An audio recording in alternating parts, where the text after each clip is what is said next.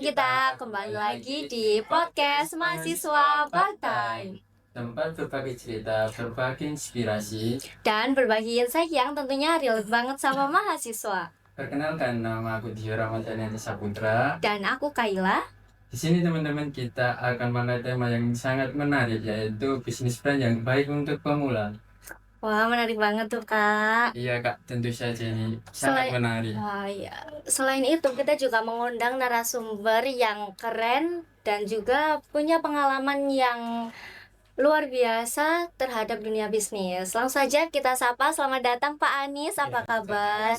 Sehat-sehat. Gimana kabarnya Mas Ibu ini? Alhamdulillah, baik Bapak.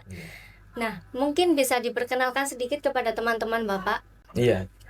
Baik, saya Anis Sirojudin Suryanegoro. Saya di sini selaku dosen di Fakultas Ekonomi Universitas Majen Sungkono Mojokerto.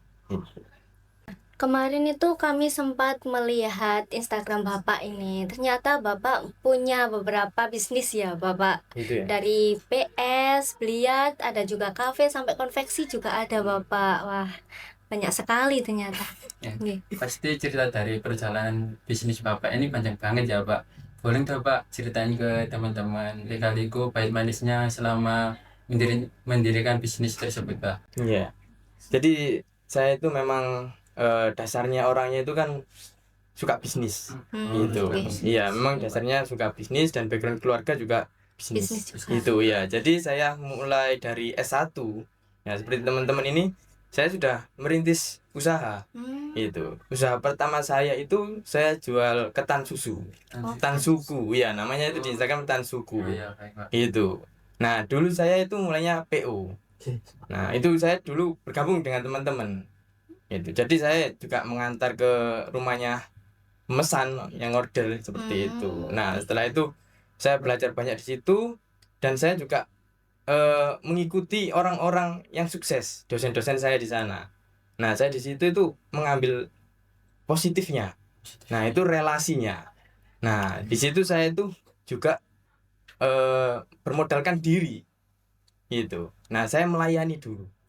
Oh, iya, jual jasanya juga. Iya, saya melayani, saya jual jasa dulu. Jadi Bapak Ibu dosen ada project apa, saya bantu.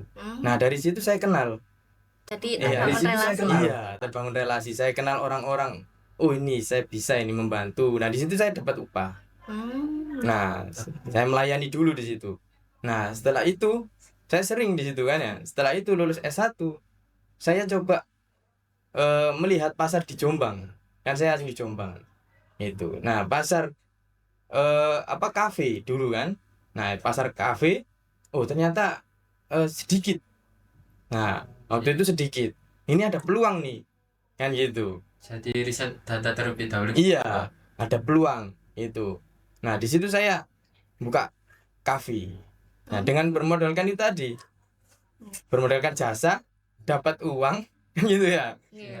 Nah, dapat uang, saya buka usaha tadi itu. Nah, saya di situ juga tidak hanya kafe, di situ saya juga ada cuci sepatu.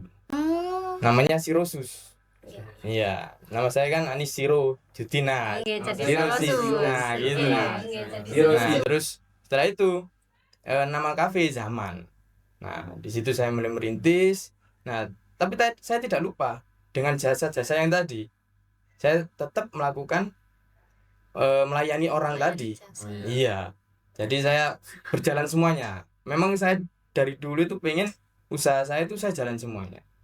Jadi saya punya uang, saya dapat laba, ya keuntungan. Itu enggak langsung saya pakai untuk konsumsi saya.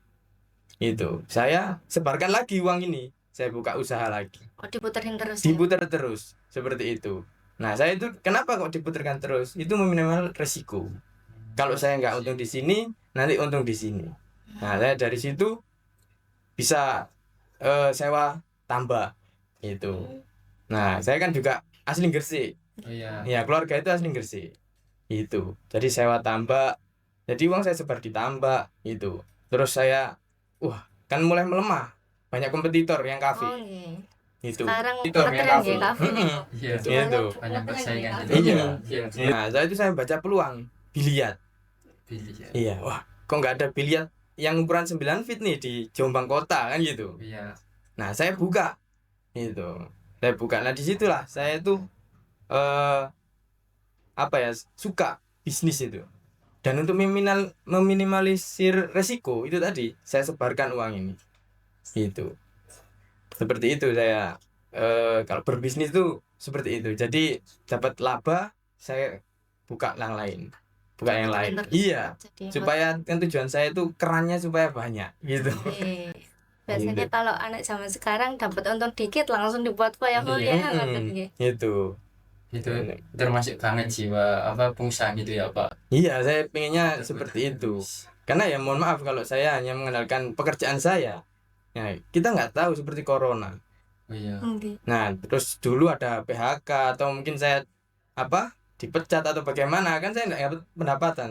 Tapi kalau saya sudah membangun dari awal sejak dini keran-keran itu, ya udah saya bisa tinggal menikmati kalau sukses kan gitu. Iya betul Pak. Iya.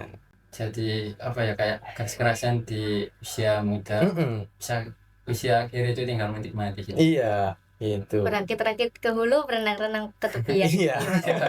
Makanya saya punya prinsip itu siapa yang tertawa paling akhir. Hmm. Gitu. Jadi saya sekarang nggak apa-apa menderita. Gitu. Tapi nanti siapa yang terakhir tertawa itu yang terakhir siapa? Gitu. Ya. Kamu atau saya? Gitu. Tahu. Gitu. Kalau saya punya prinsip seperti itu. Pembuktian gitu ya Pak. Iya, itu. Apakah untuk rencana selanjutnya Bapak akan kayak memperluas usaha Bapak lagi? Kalau sementara ini karena saya kan berkeluarga, Iya. terus baru punya anak. Jadi saya untuk menghandle itu kan agak kesulitan. Hmm. Itu. Jadi saya memperluasnya dengan investasi diri. Itu. Nah, dengan mengembangkan diri saya dengan kuliah lagi. Upgrade skill. Iya. Nggih. Saya kuliah lagi seperti itu. Kuliah di mana kalau boleh tahu? Di UNER. Oh, di UNER. Iya. Masya Allah. Seperti itu. Apa ambil apa Pak? Kayak prodi apa itu ini? S3 Ilmu Manajemen. Ilmu manajemen. Iya. Manajemen. Itu. Jadi saya itu orangnya juga berkembang terus. Berkembang terus. Masa jadi anak muda stuck. Stuck. Nah, gitu. Buat kalian jangan Iya. stuck yang tua aja. Iya. Sebelum berhasil lagi. Loh, saya nggak tua ini, saya muda. Oh, iya. Loh, saya nggak tua ini. Sementara Iya, jangan sementara kita. Semoga. Iya, sekali kita. Jiwa-jiwanya. Oh, jadi self growth gitu ya Pak. Iya. Terus meningkatin pengembangan diri itu menerus. Iya. Baik dari internal atau eksternal. Iya. Nah, saya kan juga berharap nanti di S3 dapat teman baru, dapat peluang baru. Nanti saya bisa bikin usaha baru. Itu. Itu. Jangan lupa kontak saya ya, Pak. Kalau buka barangkali buka loker ngatin nggih. Dan nanti kita bisa kolaborasi kan, gitu kan ya. Iya. Gitu.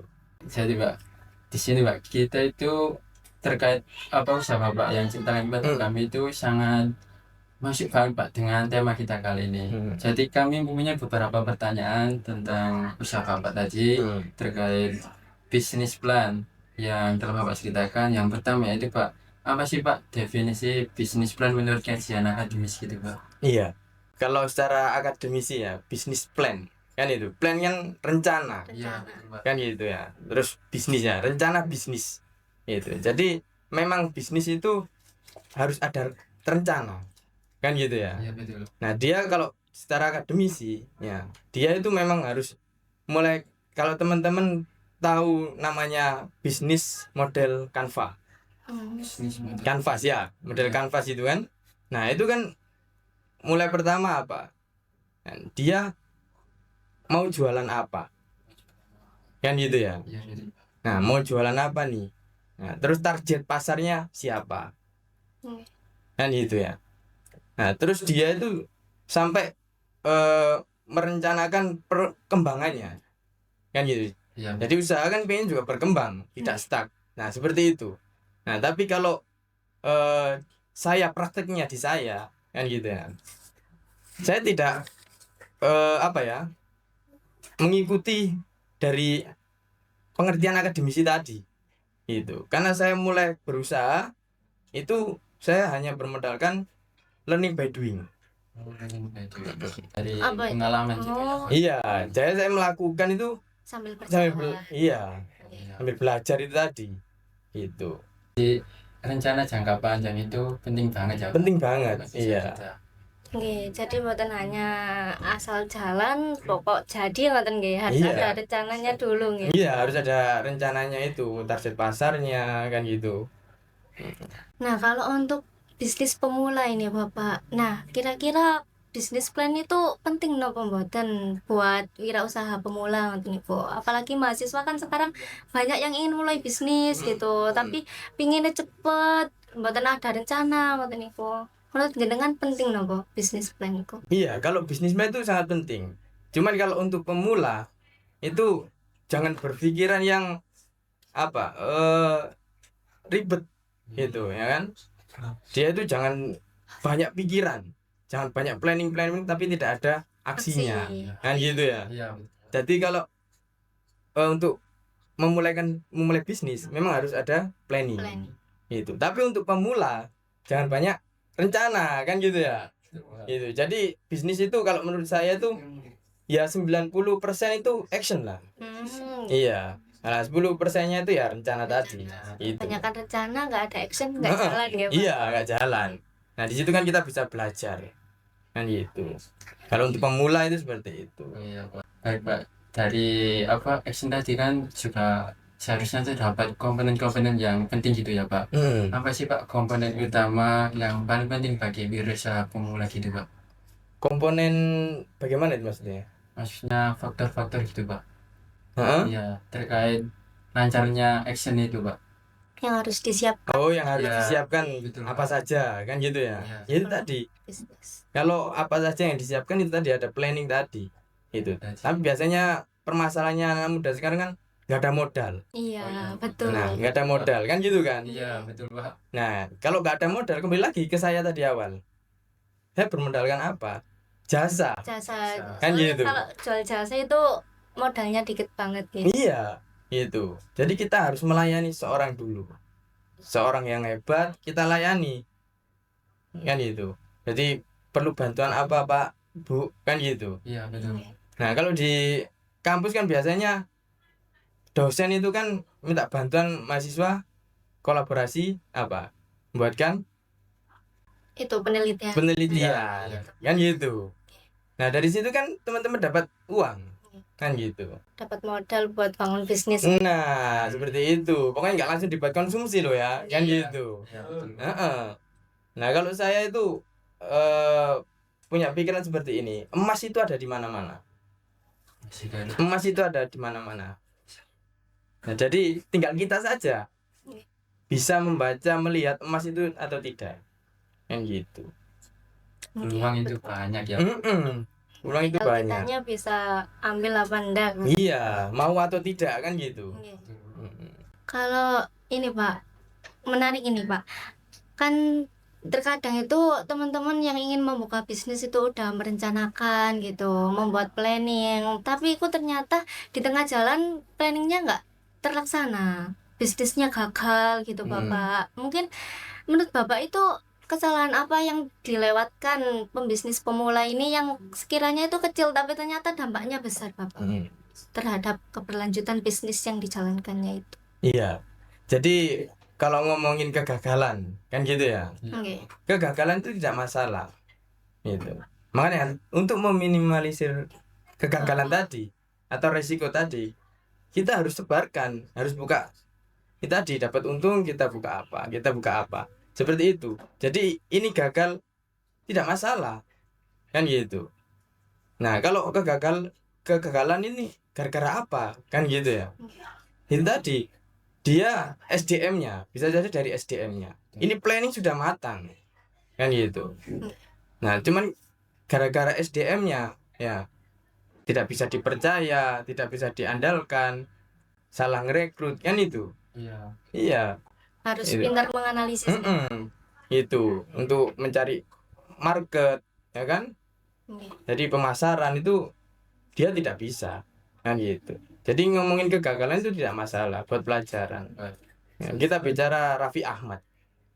Ya kelihatan sukses, tapi banyak usaha-usahanya yang Yang gagal, gagal. tapi dia tidak masalah. Kan gitu.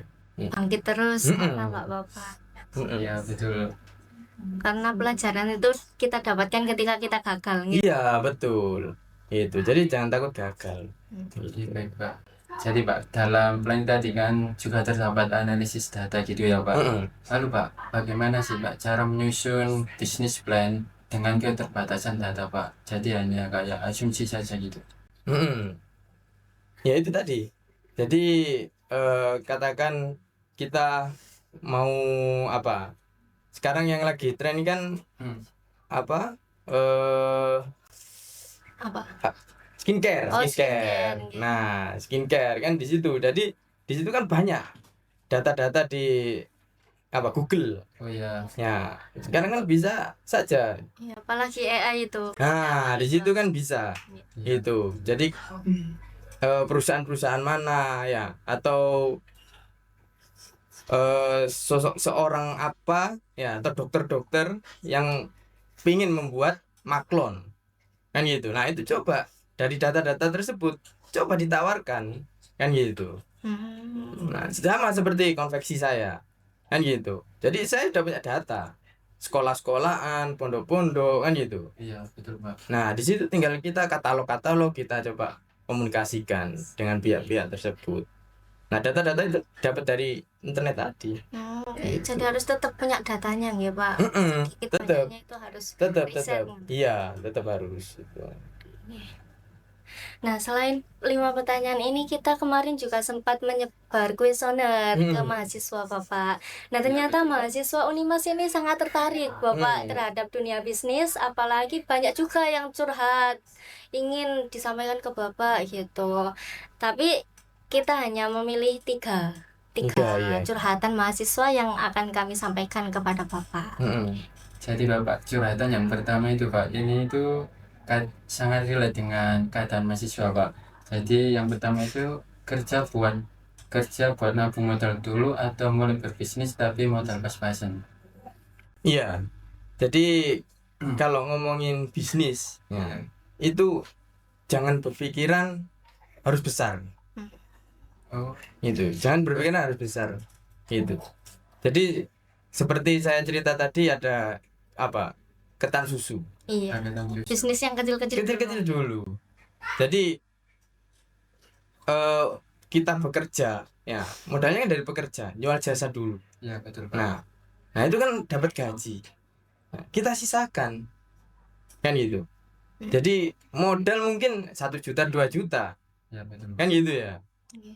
Nah itu kan mungkin berapa persennya ya kan dari gaji di UMR di Mojokerto kan katanya ya di Iya. Mojokerto Ya, bisa kan gitu kan Bisa. sisanya untuk hidup 1 bulan mungkin bisa kan gitu. Nah dimulai dirintis ya kan sekarang kan serba apa teknologi digital ya kan. Iya, yang Jadi memudahkan promosinya kita. kan bisa luas iya konten-konten gitu jadi nggak usah nunggu harus uangnya banyak Nanti ya kan nggak jalan malah. nggak jalan kan gitu. jadi mulai saya dulu gitu. Learning by doing tadi Oh iya, gitu. Nah, lalu ada curhatan yang kedua ini Bapak. Mahasiswa yang sibuk kuliah ini masih realistis nggak buat jalanin usaha? Nah, relate banget untuk kita ini Bapak yang sedang kuliah. Sibuk kuliah itu yang bagaimana gitu kan saya juga pernah kuliah saya rasa ya nggak sibuk kan gitu. Gitu. Oke. Jadi kan ada waktu banyak itu ada. Jadi bisnis itu kembali lagi ke kita mau atau tidak kan gitu. Kesuksesan kan di situ. Oh iya. Tergantung kitanya. Tergantung kitanya. Itu. Jadi saya dulu S2 juga seperti itu. Saya mulai usaha, ya. Ada usaha, saya kuliah, saya kerja di Tangerang. Gitu. Jadi saya pengennya itu semua jalan. Seperti itu. Kalau bisa banyak ngapain cuma ambil satu gitu. Iya, kalau saya seperti itu. Jadi saya tuh ada pikiran gini. No risk, no reach. Gitu. Jadi kalau nggak ada resiko nggak kaya. Makanya. Saya berani gitu. ambil Iya harus ambil resiko. Seperti itu. Jadi terkait pertanyaan kedua tadi Kak curhatan itu Pak, manajemen waktu itu penting banget ya Pak. Iya penting. Antara kuliah dengan bisnis. Iya penting. Gitu. Jadi ya itu tadi harus imbang kan gitu. Harus imbang. Jadi kita harus bisa memanage waktu kita, diri kita. kan gitu. Jadi kuliah itu nggak masalah nggih, Tidak buat masalah. kita untuk Nah, bangun bisnis. kan belum nikah kan itu ya. Iya, betul. Ya. Nggak ada tanggungan keluarga. Nggak ada gitu, tanggungan. Saya dulu seperti itu. Saya dulu all in gitu. Meskipun saya nggak pegang uang tidak masalah. Dulu sebelum nikah seperti itu. Tapi kalau udah nikah ya. Gimana apa itu isinya? Nah, ya ada kan itu ya. Oke. Gitu, Pak. Jadi gini Pak, untuk misal untuk mahasiswa kuliah nih Pak, kalau belum punya data lengkap, meskipun kita udah menelusuri di Google kan ada juga tempat-tempat yang data-data yang privat gitu Pak. Bisnis plan-nya itu boleh pakai kayak apa asumsi dari relasi aja tanpa terkait searching di media internet gitu Pak. Iya ya boleh. Boleh ya. Makanya untuk pemula itu untuk bisnis plan jangan ribet-ribet. Pokoknya dia itu logis ya, masuk akal ya kan. Terus realistis. Realistis itu ya sesuai kenyataan. Maksudnya diri kita, kemampuan diri kita. Kita mampu atau tidak melakukan bisnis itu ya kan. Logis itu bisnisnya itu ya logis tangga kan gitu kan. Iya betul. Udah enough gitu aja. Nggak usah mikir yang ribet-ribet gitu. Yang penting jalan aja dulu sambil belajar nanti. Iya. Oke. Itu Nah, nggak usah mikir modal, nggak usah ini. Itu tadi emas itu ada di mana-mana, tinggal kita mau atau tidak bisa melihat itu tadi. Oke, baik. Iya itu. Jadi untuk pemula saya rasa jangan banyakkan planning. Itu tadi bisnis itu 90% Action. action. Belajar Gitu. dari pengalaman mawar. Iya, learning by doing. Nanti sampai berjalan, oh kurang ini, oh perlu Sampai ini. diperbaiki. Iya, gitu. Kalau nanti ya Nggak jalan-jalan. nggak ada jalan kan gitu. Iya betul Pak. Betul banget. Yang penting. Wah, nggak kerasa ya guys, ternyata obrolan kita udah sampai akhir aja ini. Nah, sebelum benar-benar kita akhiri, kita kasih kesempatan Bapak Anies untuk memberi kesan dan pesan kepada teman-teman. Silahkan Bapak, barangkali sepatah kata untuk teman-teman yang lagi nonton. Oh iya. Iya, jadi untuk teman-teman saya rasa ini dengan kondisi perekonomian seperti ini ya, itu tidak cukup untuk mengandalkan gaji dari pekerjaan. Gitu. Jadi kita harus membangun ekonomi mandiri. Ekonomi mandiri. Iya. Jadi ibarat kata seperti meja ini. Ini ada 4 kaki. Ya. Ibarat kaki ini adalah sumber Penghasilan. penghasilan. Coba kan ada satu meja. Apa? Meja ini 1 kaki. Iya, Ya. Itu pendapatannya berarti cuma 1. betul. Itu kalau kita ya mohon maaf ya kalau kita tidak bisa bekerja dapat gaji, ya kan? Gimana?